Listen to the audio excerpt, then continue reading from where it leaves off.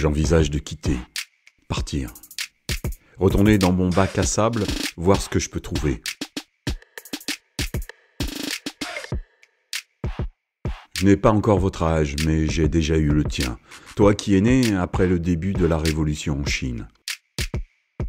Le jour de la marmotte ou le Truman Show se disent fiction, mais ne sont que la réalité d'une boucle temporelle.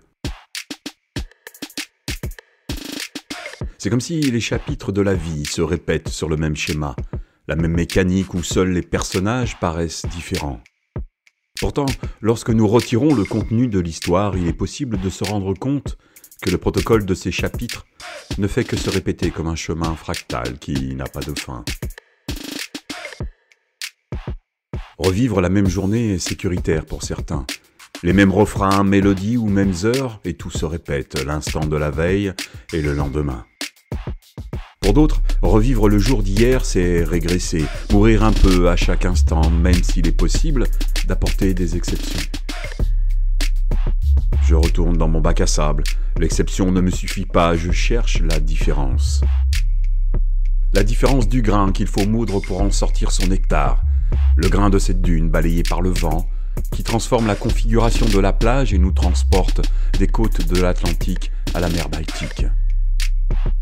Mon bac à sable me permet de créer, d'échapper au cadre qui ne tient pas dans la mouvance de son grain. Je peux changer d'un simple revers de main une idée saugrenue ou un simple projet qui pourra se transformer d'un univers à l'autre.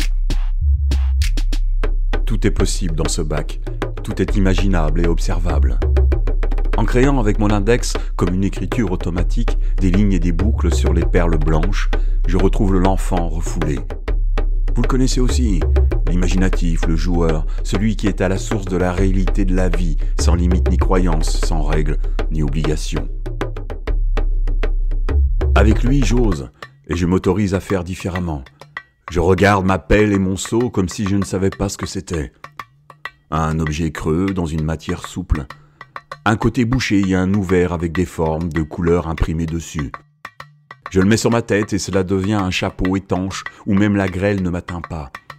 Je le tiens à deux mains, l'ouverture en avant pour capturer l'air ou les rayons de soleil. Je regarde à l'intérieur et il devient ma boule de cristal en me perdant au plus profond de mon futur. Dans mon bac, j'ai tout le temps et la possibilité de laisser s'échapper chaque grain entre mes doigts. Les deux pieds dans le sable, je m'autorise à le moudre pour un bon café, le fouler pour une grande cuvée ou me laisser glisser dans celui de la folie qui me permet chaque jour de faire la différence. Dans ce bac, ce sablier n'a aucune prise sur moi. Je n'ai plus le besoin de séparer le bon de l'ivraie. Je ne sais si je reviendrai un jour, car dans ce carré d'alluvion, chaque grain, quelle que soit sa couleur, m'apporte son histoire et me laisse l'aimer en suivant le flux et le reflux du temps.